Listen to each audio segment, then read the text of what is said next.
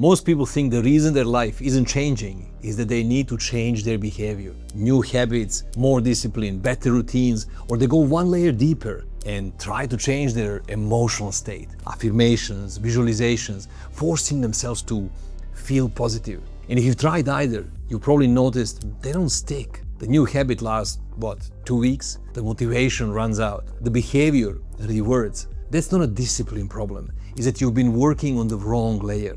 I've been doing this work for over 2 decades. And what I've seen is that almost everyone walks in trying to solve the right problem at the wrong level.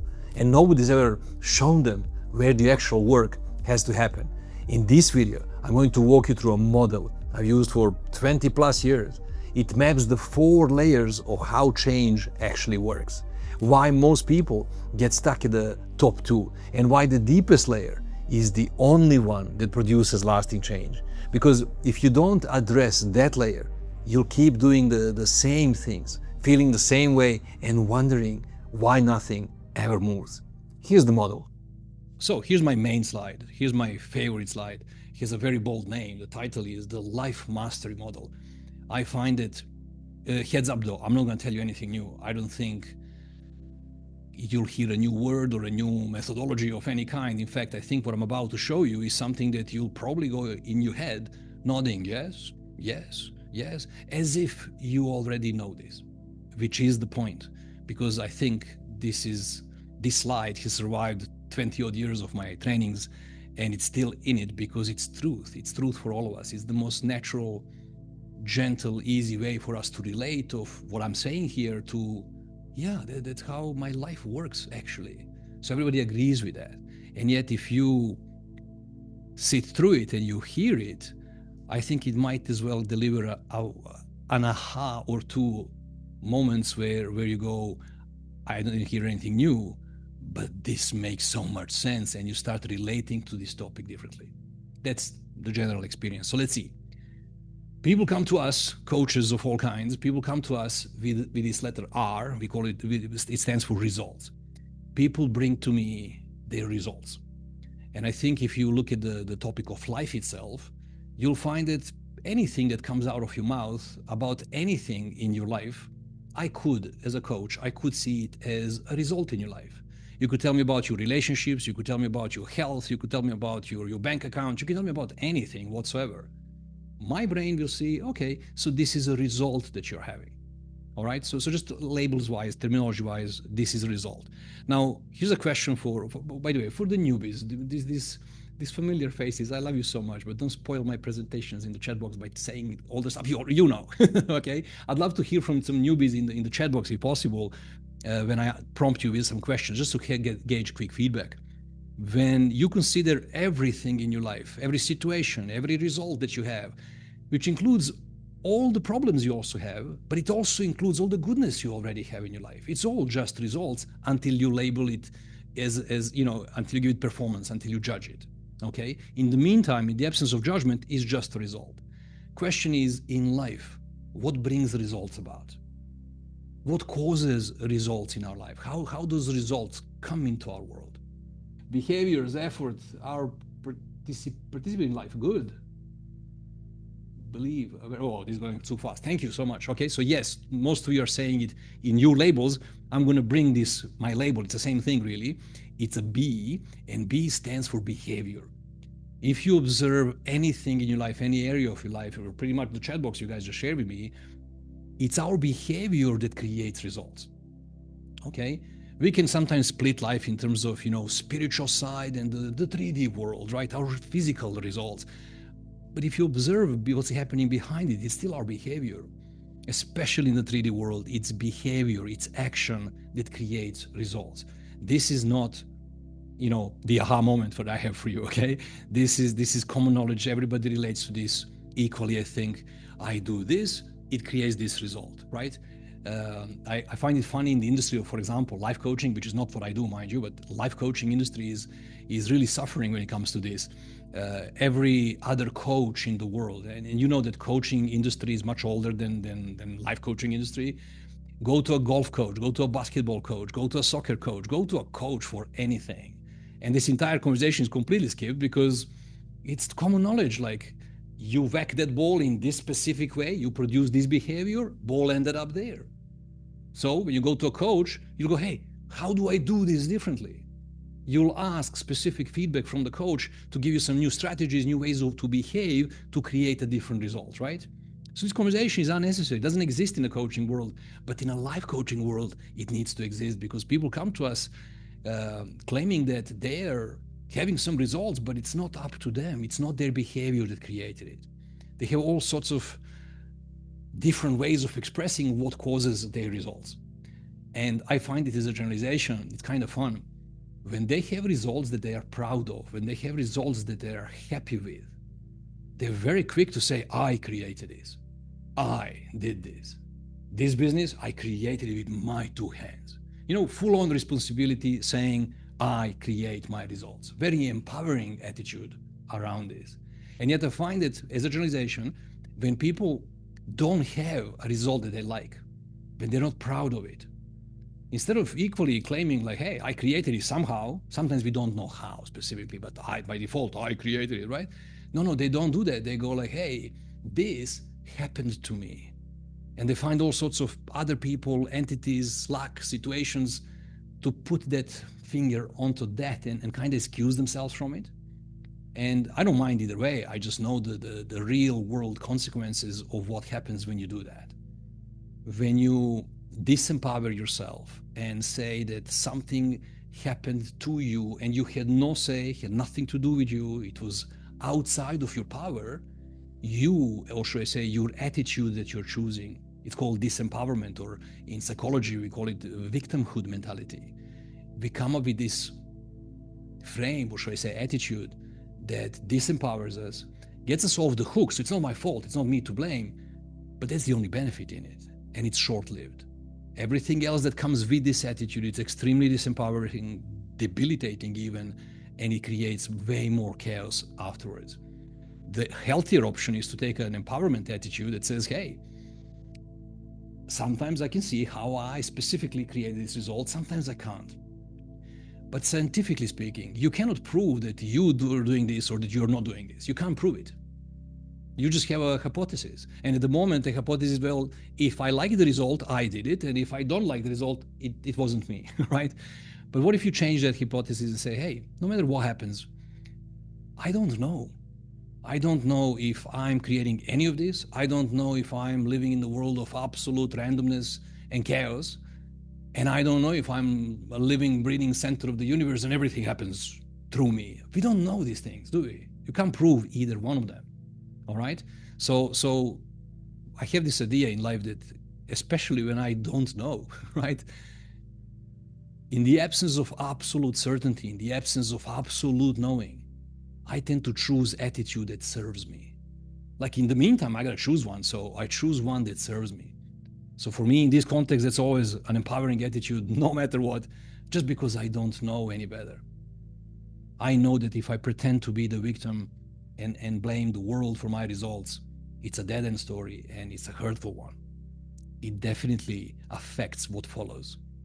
I know that if I pretend that I caused it and I don't blame myself for it, but instead I go, what can I learn from this? If I somehow created this result in my life, because, you know, behavior actually creates results. If I somehow caused it, what can I learn from this? The learning that will empower me to perhaps do things differently and create a different result. So in the absence of absolute knowing, I just choose a more empowering attitude. That's all really that's to it. It's just an attitude. You've been using one long before you met me. You've been using one before you heard any of this. You could perhaps investigate internally, how were you doing it so far? Were you choosing to be on the cause side or on the effect side? On whatever grounds you were choosing to do so, but you were already doing this. Chances are you modeled somebody in your life from very young age. You looked at how other humans around you are doing this and you adopted that model, and now it's just by default without any conscious thought to it. Becoming aware about those things gives you a choice, and you can perhaps change how you go about it. All right, given that this is not a long version of the workshop, I gotta time myself. I can do 3 days on this slide alone, just so you know. So behavior causes results. By the way, what's kind of hidden on this slide or not immediately obvious, and I don't want your conscious minds to go into that box, Behavior causes results. That's true. However, it's not just the behavior that you are conscious of. All of our behavior. I don't know if you're familiar with this scientific fact that over 95% of all our behavior, over 95% of all our behavior is unconscious. When I say unconscious, I mean habitual. We're creatures of habit. We learn something, we do it a few times, it gets installed, we learn this behavior, becomes a habit. Later on, we label it part of our identity and all sorts of things, but it keeps playing out on autopilot. That's what I mean by unconscious, meaning you're not consciously doing it. Your body just executes something that you're super familiar with, that you've done many times. Whether it serves you or not is a different story. So we call it healthy, good habits or not so good ones. The idea, though, is that we are not conscious of all our behavior. You have about 5% of a day where you can consciously evaluate your life and see some of this stuff that's happening in the background. You have behaviors, you have thinking, you have what I think it is at 90,000 thoughts per day. Do you remember all of them from yesterday? Not a chance. So the idea is that we are walking around vastly, habitually on autopilot, given however we got programmed, or should I say, whatever learnings and behaviors, skills, attitudes, beliefs we adopted from our childhood till now. All of that is on autopilot. So when I say behavior causes results, I mean all of the behavior. This is the stuff that I'm aware of, and this is the stuff I'm unaware of. Also, it's the things that I actually did combined with the things that I haven't done. Often when we look for what do you mean behavior causes results? I didn't do that. You didn't do it per se. But sometimes there were behaviors that were missing. Sometimes there was something that you should have done or could have done, but you didn't do, and that created the result that you didn't like. So it's not even just what you did, it's a combination, it's a sum total of behavior, which means all the behaviors are produced, combined with all the behaviors I didn't produce. As an example, if a salesman who works on commission only and his job is to make calls and throughout the day and make some sales, right? If he makes $0 today because he made no calls today, should he take responsibility for this behavior or lack of behavior? Or should he blame the economy or anything else outside of himself? The idea is that it's the not calling that created the $0. Is this making sense? A quick nod or a thumbs up or something will do. Okay, cool. So behavior causes results. I think we covered that thoroughly. Now, the idea is that if 95% of all my behavior is unconscious, habitual, what causes that? Where does that come from? Okay, you might know the answer. Here's my happy S. S stands for a state. Now, you might be familiar with this. I hope you are already, because state is, think of it as emotions, your emotional state, your state of mind, we say. In the past, science was having this upside down. They were having this model differently. They would have behavior causes states, and that causes results. That changed long ago, the moment we understood deeper what states are, what emotions are, chemistry behind it. Because it seemed on the surface that when I do this, let's say I help somebody, I help a granny cross the road. I feel happy when I do that. I feel good about myself. So it seemed to us that my behavior created the feeling. It seemed to us that feeling is there because of what I did behavior-wise, okay? And yet that's just not the case, all right? So what actually is the case, it's other way around. State shows up, and state acts like an umbrella, an emotion that I'm in right now that dictates the range of behavior I can possibly produce in this moment, all right? You can probably relate in your life with this, that if you ever found yourself in a state like let's say you were from state of apathy to just lack of motivation, when you just couldn't get yourself to get up and do anything, that demotivated state, would you produce some successful, useful, functional behavior out of that state? See, you couldn't. Your state had to change before you had access to a different behavior. Is that making sense? Okay, so it's literally the state that acts like an umbrella, like a governing body that says, well, it's the state that gives you range of behavior. For example, if I'm really angry, let's say, I get really upset, and question is for humans on this call, do you think I have a choice? If I'm really angry, like proper, okay? Do you think I have a choice? Or do you think you have a choice when you're super angry? Do you have a choice of your behavior? I'm waiting for a chat box to go yay or nay.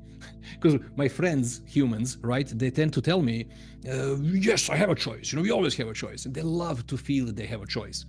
So you do have a choice, but your choice is very limited. It's limited to the range of behavior that the state allows.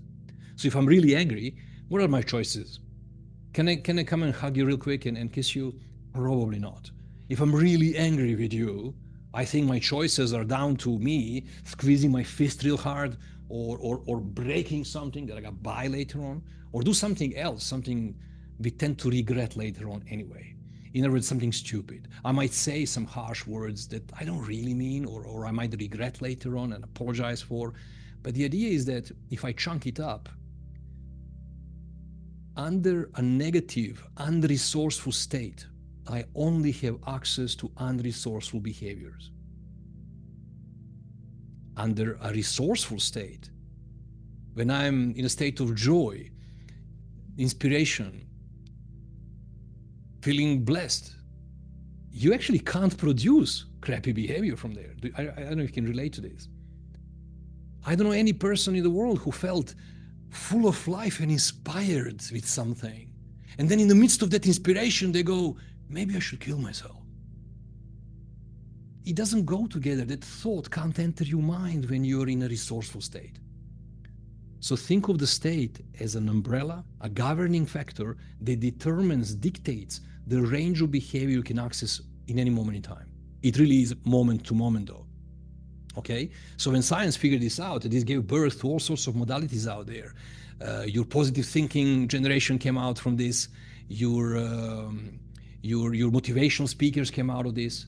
You guys know motivational speaking as a whole industry still exists. What happens there? The speaker comes, he shares a heartfelt story, ideally personal story, and he touches people's hearts, and they end up inspired because of it. When he leaves, they're inspired and they can go and produce their usual job, their usual tasks. They'll do a way better job at it without obtaining any new soft skill, without let's say it was a sales team. They're not going to learn how to close sales better on a motivational speech. They just listen to somebody speak. But they ended up motivated and they went home or back in the office with the same tools they had prior to the workshop. However, in the state that they were in, they could access different behavior and they did their job better, and they ideally made more money than whatever company paid for the motivational speaker to come in and do his thing, and the industry still exists. Robert comes along and asks sometimes weird questions like, okay, so that works. They go, yes, it works. I'm like, great, for how long? For how long does that work? Because if you spend any amount of time as a human around, you already know yourself in this context. You know that states come and go. They don't really stick around. You don't, thankfully, you don't stay depressed forever. Your system will kick you out of it. You get angry about it, and that will shift you. But the idea is that when a motivational speaker causes your motivation and leaves the building at 4 p.m., the root cause of your motivation goes with him.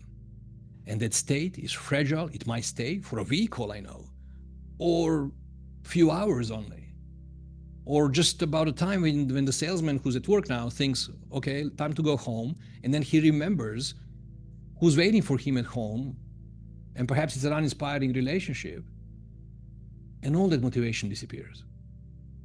He comes home, there's arguments at home, he comes back to work next day in his usual state, sharing his pain with his teammates, rather than still having motivation from yesterday. So for me, whenever motivation, or any state really, depends from something outside of you, any motivation that's not self-initiated is not self-maintainable. Is that making sense?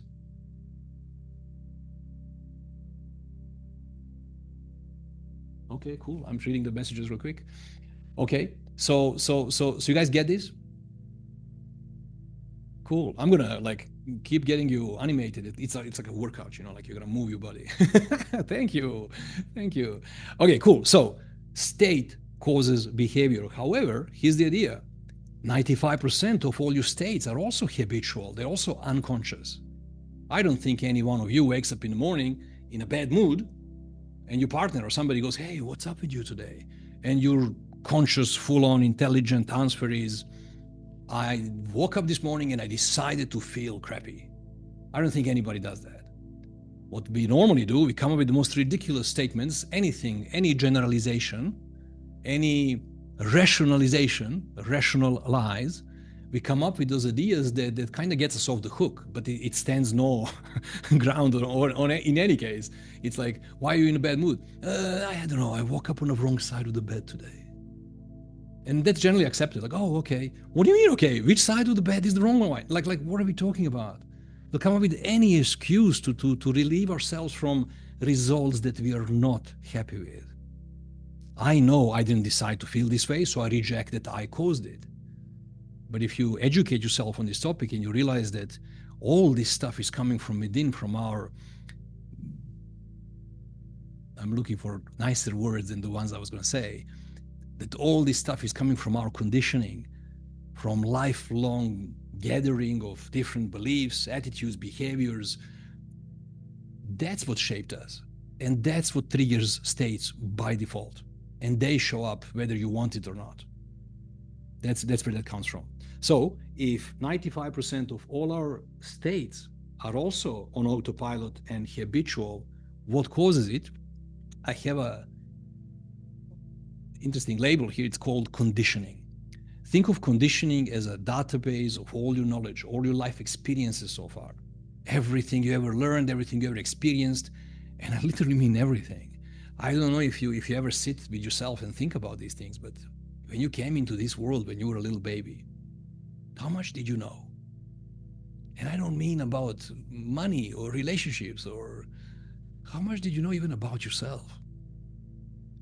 I fancy the idea that at that time you didn't even know where you start and where you end. You didn't know your limitations, you didn't know your boundaries, you didn't know who you are, perhaps, in the sense that we are looking at that identity business today. I'm suggesting it's all learned. And question is, where did you learn it? Who gave it to you? See, it wasn't like one-off installation. Science tells us that from age 0 till age 7, conscious mind is not even developed yet. In other words, from 0 to 7 is this age or era of your life. They call it imprint. When you were walking around like a little baby, like a little recorder, little sponge, taking everything in from your environment. Whatever environment you were raised in, whatever environment you showed up in, this was your school. You modeled everything and learned about how it is being human. What is it we do, who we are, how we relate to self, how we relate to others, religion, everything that you know about yourself and the world you live in comes from your conditioning.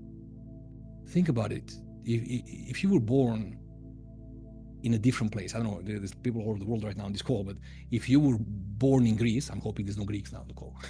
If you were born in Greece and not in Dubai, for example, don't you think you would turn out as a rather different person in terms of your characteristics, your attitudes, beliefs? Who knows how you'd show up as? If you had different parents, if you grew up in a different apartment, all I know, in the same country, you could turn out very differently. So the point I'd like to emphasize here is your environment shaped you. Your environment became the imprint of who you are today. So if there is anything, absolutely anything within yourself, within your identity, within your belief system, within your behavior, when I observe you, if you were to meet and I look at you, I don't think that's what you are. I understand that's what you became, but that's not who you are. All of your beliefs about anything, including yourself, are learned. Your environment shaped you. You're a product of your environment. So there's a lot of room for this understanding of application of it.